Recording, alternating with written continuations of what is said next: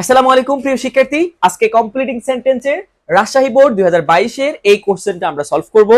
একদম পুরো মনোযোগ দিয়ে ক্লাসটা করো, অবশ্যই তুমি ক্লিয়ার হয়ে যাবে ইনশাআল্লাহ। এবং তোমরা যারা ইংলিশটা নিয়ে খুবই টেনশনে, খুবই ডিপ্রেশনে আছো, তুমি ইংলিশের ফার্স্ট পেপার, সেকেন্ড পেপারের বেসিক টু অ্যাডভান্স একটা গোছানো প্রস্তুতি নিতে চাও, এই basic to advance paid course enrol করতে পারো।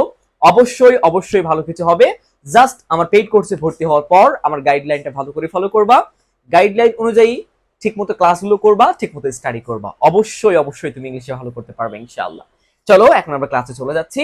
রাজশাহী বোর্ড 2022। ওকে, এই নাম্বারটা খেয়াল করো। If I had a camera, যদি আমার একটা ক্যামেরা থাকতো। এটা কোন কন্ডিশন বলো তো? এটা সেকেন্ড কন্ডিশন। দেখো ইফ ক্লজটা সাবজেক্ট, তারপর হ্যাড আছে। এখানে হ্যাভ এর V2 হচ্ছে হ্যাড, অর্থাৎ সেকেন্ড ফর্ম আছে, মানে সেকেন্ড কন্ডিশন। তাহলে ইফ ক্লজটা সাবজেক্ট প্লাস V2 থাকলে এটা সেকেন্ড কন্ডিশন। পরে কি হয়? সাবজেক্ট প্লাস উড, কুড, মাইট। তোমরা আগে কি করবা? এই বোর্ড কোশ্চেন সলভের আগে রুলস এর ক্লাসগুলো করে আসবা।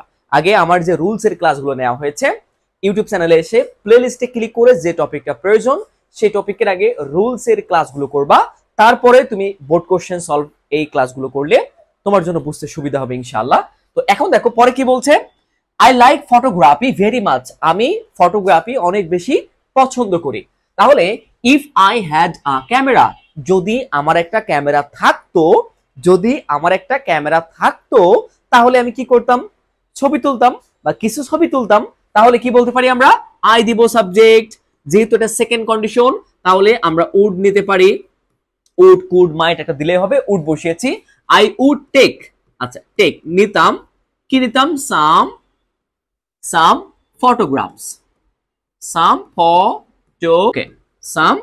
photographs। তাহলে if I had a camera, যদি আমার একটা ক্যামেরা থাকতো, I would take, এটা উডের পরে কিন্তু ভার্বের base form, I would take, আমি নিতাম some photographs, কিছু photograph. I like photography very much, আমি ফটোগ্রাফি অনেক পছন্দ করি। আচ্ছা তারপর আসো বি নাম্বারটাই। দো, আচ্ছা দো মানে কি? দো অর্থ হচ্ছে যদিও। দো অথবা অলদো এটার মানে হচ্ছে যদিও। তাহলে যদিও হি ওয়াজ ব্রিলিয়ান্ট, যদিও সে ব্রিলিয়ান্ট ছিল, মেধাবী ছিল, তাহলে কমার পরে এখানে কমার এই জায়গায় অর্থটা আসবে তবুও। তাহলে যদিও সে মেধাবী ছিল তবুও কি করেছিল, এটা আমরা লিখবো। এই যে দো অলদো থাকলে আগের ক্লজটার এবং পরের ক্লজটার বিপরীত অর্থ হয়। তাহলে যদিও সে ব্রিলিয়ান্ট ছিল তবুও কি করেছিল, পরে আমরা দেখি একটু। হি ওয়াজ ভেরি ইরেগুলার, সে খুবই ইরেগুলার ছিল, অনিয়মিত ছিল। ইন হিজ কলেজ, তার কলেজে। তাহলে কি বলতে পারি? দো হি ওয়াজ ব্রিলিয়ান্ট, যদিও সে ব্রিলিয়ান্ট ছিল তবুও হি। এবার দেখো এটা পাস্ট টেন্স কিন্তু, ওয়াজ পাস্ট টেন্স, তাহলে পরেরটাও আমি পাস্ট টেন্স রাখবো। তাহলে আমরা বলতে পারি সে তবুও সে ফেল করেছিল। তাহলে he failed, he failed in the exam, অথবা in the examination, in the exam, clear? In the exam. যদিও সে ব্রিলিয়ান্ট ছিল কমা তবুও he failed in the exam, তবুও সে পরীক্ষায় ফেল করেছিল। হি ওয়াজ ভেরি ইরেগুলার, সে খুবই অনিয়মিত ছিল। ইন হিজ কলেজ, তার কলেজে। ওকে, এবার আসো সি নাম্বারটা। Jamil had an accident yesterday, Jamil গতকালকে অ্যাক্সিডেন্ট করেছিল বা অ্যাক্সিডেন্টের সম্মুখীন হয়েছিল। ওয়াইল, এই দেখো ওয়াইলের ব্যবহার। ওয়াইলের কি ব্যবহার?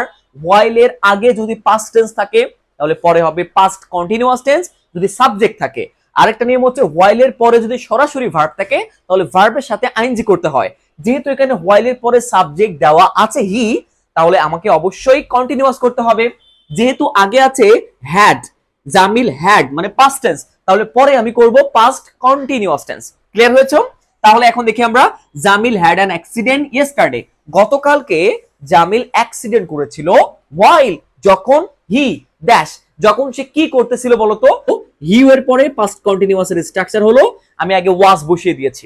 হি এর পরে কিন্তু ওয়্যার হয় না, হি ওয়াজ। এখন বলতে পারি যখন সে কি করতেছিল, তার গাড়ি ড্রাইভ করতেছিল।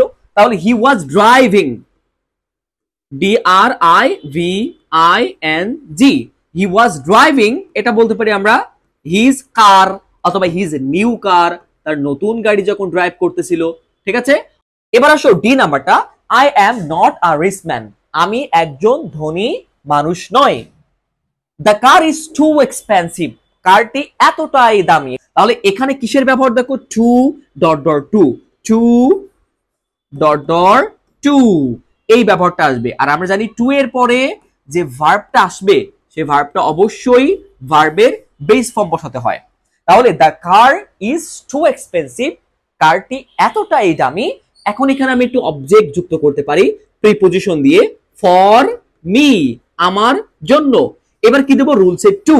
তাহলে টু, টু কি করতে কঠিন, যেটা আমি করতে পারি না। কোনটা করতে পারি না, যে কারটা এতটাই দামি আমি কিনতে পারি না। তাহলে ফর মি, আমার জন্য এতটাই দামি, টু টু বাই, কিনতে, যেটা আমি কিনতে পারি না, এরকম অর্থ আসবে। এই যে টু ডট ডট টু, এটা নেগেটিভ অর্থ প্রকাশ করে। আশা করি ক্লিয়ার হয়েছে।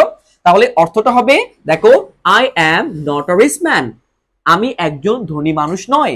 The car is too expensive, কারটি এতটাই দামি, ফর মি, আমার জন্য, টু বাই, মানে যেটা আমি কিনতে পারছি না।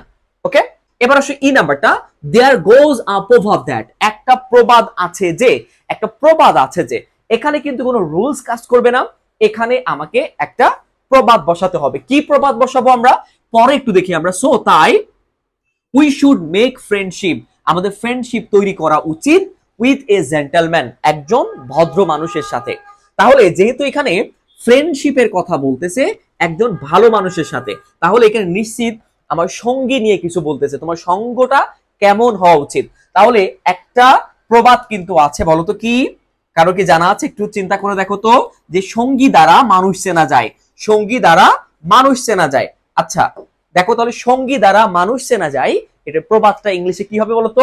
আমি এখানে লিখে দিই, a man is known, a man is known by the company, by the company he keeps, he keeps. Okay, দেখো, a man is known by the company he keeps, সঙ্গী দ্বারা মানুষ চেনা যায়। তাহলে পুরোটা দেখো, দেয়ার গোজ আ প্রভাব দ্যাট, একটা প্রবাদ আছে যে, a man is known by the company he keeps, সঙ্গী দ্বারা মানুষ চেনা যায়। সো তাই উই শুড মেক ফ্রেন্ডশিপ, আমাদের বন্ধুত্ব করা উচিত, উইথ আ জেন্টলম্যান, একজন জেন্টলম্যানের সাথে। আশা করি তোমরা পুরোটা ক্লিয়ার হয়ে গিয়েছো। তোমরা যারা ইংলিশটা নিয়ে অনেক বেশি হতাশায় আছো, দুশ্চিন্তায় আছো, কিভাবে শুরু করবা, কিভাবে একটা গোছানোর প্রস্তুতি নিবা, English second paper, first paper, কোনো টেনশন করতে হবে না। প্লিজ জাস্ট বিশ্বাস রাখো, তুমি আমার পেইড কোর্সে ভর্তি হওয়ার পর আমার গাইডলাইনটা ভালো করে ফলো করবা। আমি তোমাকে যে গাইডটা করব, ঠিক মতো ক্লাসগুলো করবা, ঠিক মতো স্টাডি করবা, ইনশাল্লাহ তুমি অবশ্যই ইংলিশে ভালো করতে পারবা, কোনো টেনশন করতে হবে না প্লিজ। তো আজকে এই পর্যন্তই। আসসালামু আলাইকুম ওয়া রাহমাতুল্লাহি ওয়া বারাকাতুহু।